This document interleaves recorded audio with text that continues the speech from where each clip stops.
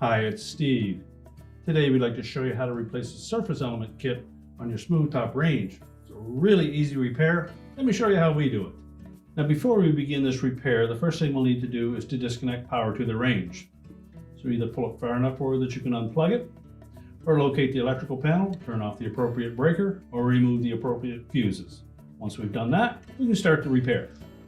I'll just remove these 3 screws.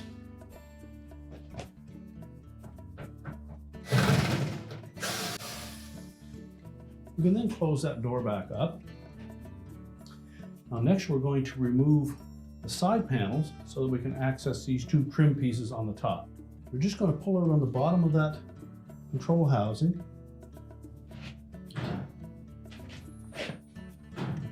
And tilt back on that side panel. It doesn't need to be removed. We just tilt it back far enough that we can access 1 screw here and another one here. We'll remove those. That will allow us to remove that trim piece. We'll just set that aside. And we're going to remove this top screw that the control housing pivots on.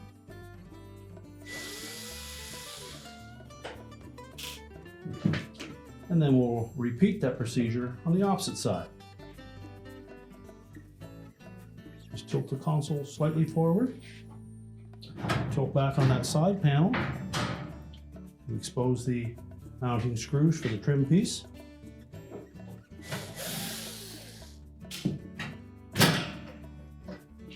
Slide that off. Remove the pivot screw at the front.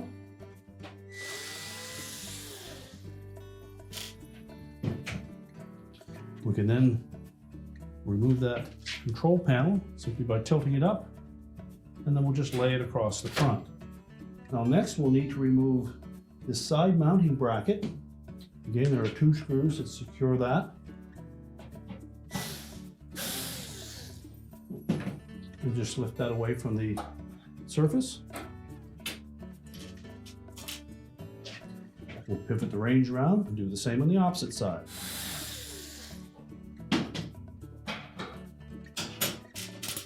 Now once both side mounting brackets are removed, we'll go to the front of the range again, and then we'll remove this front support piece. There are 3 screws that secure that.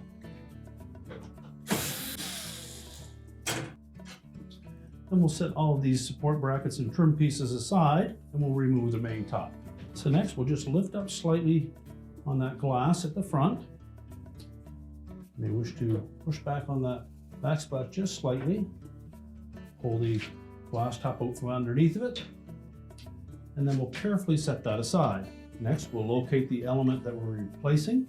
This particular model is at the front, so we're just going to remove the retaining screw for that mounting bracket, so we can lift it up enough to release the element from that bracket. Now with the bracket loosened up, you can then just tilt that up slightly, and you'll see the spring mounting brackets for that element, and they need to be released from that support bar. To do so, there is a single pin that fits down through an opening. You'll need to flex that just enough to allow it to pop up through. Take note of which of the 2 slotted holes that it fits in, and then repeat that procedure with a pin at the back. Now with those pins released, we can lift the element away from that mounting bracket. Our next step will be to disconnect the wiring to the element and the switch. So take note of the location of the wires.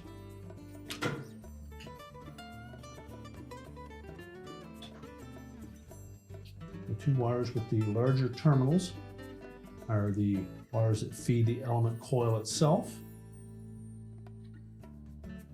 The 2 wires with the smaller terminals fit on the switch that activates the hot surface indicator light. Now we'll take that element, we'll put it on a suitable work surface where we can change out the mounting brackets. We'll note that the switch assembly on the original element versus the one on the replacement element are slightly different. You'll note the two larger terminals on the replacement element are on one side, or in the original, there was one that went into the switch, and the other went directly into the element. Conversely, the terminals for the hot surface indicator are on one side of the switch on the new element, and they were on opposing sides on the original. Now our next step is to move the mounting clips to the new element. And when we flip them over, we'll note that there are some numbered spaces around the perimeter of the element. We're simply going to transfer from the original element to the new one and put it in the same numbered spot.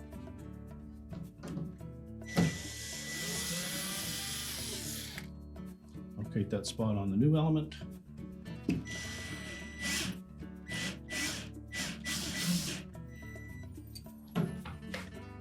And make sure the bracket is square with the edge of the element.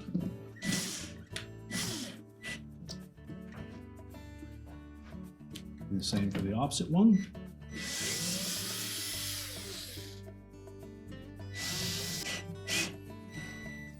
We'll discard the old element.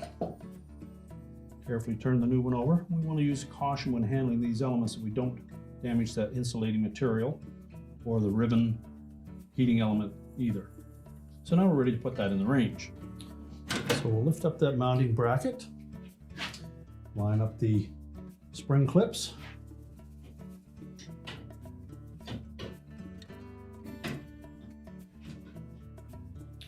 press the element down into place. Then we'll attach that support bracket to the front support.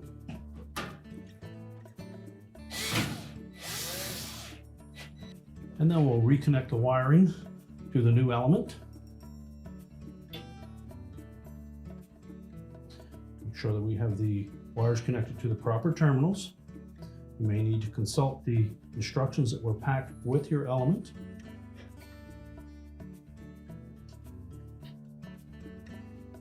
And make sure the terminals fit on nice and snug.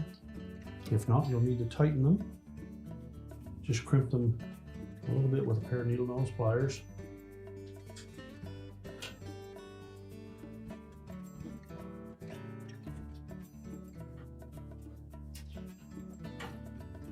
Now, if you find that the wires are not long enough, there are extensions that came with the kit.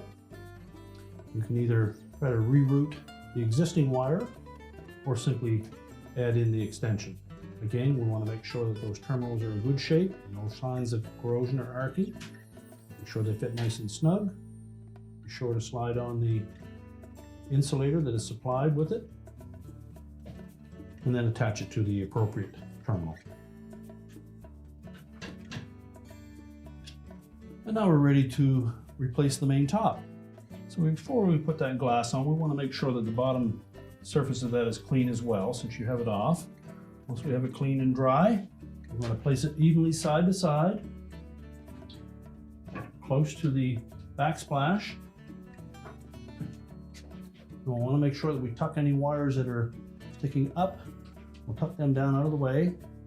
We'll gently push that backsplash, or tilt that backsplash, and then slide the glass in underneath the gasket.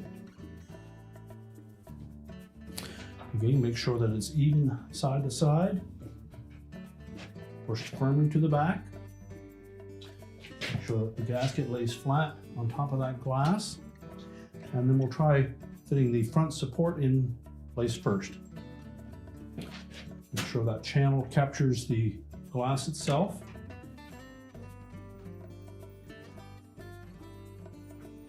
And it should lie flush against the mounting bracket without having to push on it. If it does that, we can go ahead and put the mounting screws in.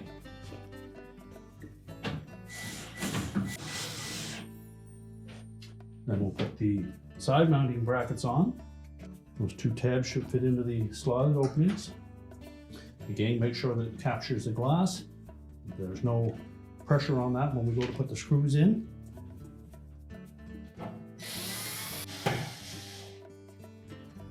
We'll do the same for the opposite side. Now next, we'll tilt the console into place. to make sure that the top edge of the trim on that console goes out over the support bracket for the main top. Make sure the wires are all tucked into place. We have it even side to side. And then pivot it down into position. We can then put our pivot screws in. We can then put the trim piece in place.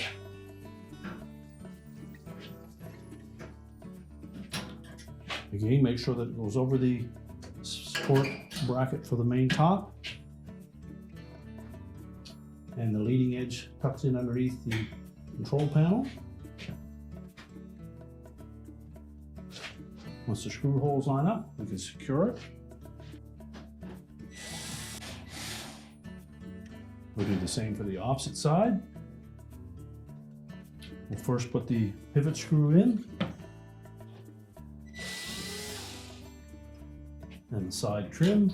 Again, make sure we capture that mounting bracket. And then we tuck the leading edge in underneath the control panel. And the screw holes line up. And install the retaining screws.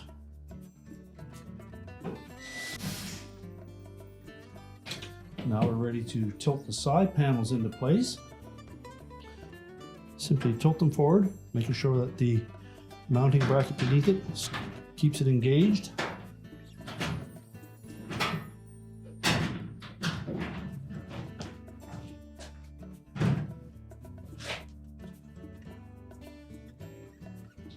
Then install the 2 retaining screws at the back.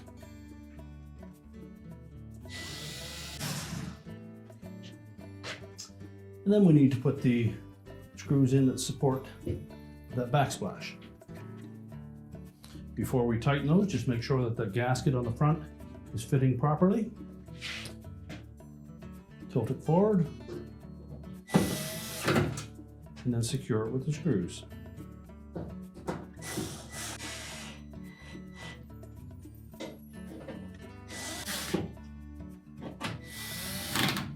Now we're ready to turn the range around again, and we'll attach the screws to the bottom of the control panel.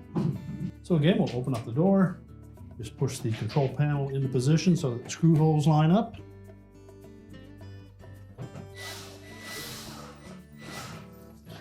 And then secure it with the retaining screws.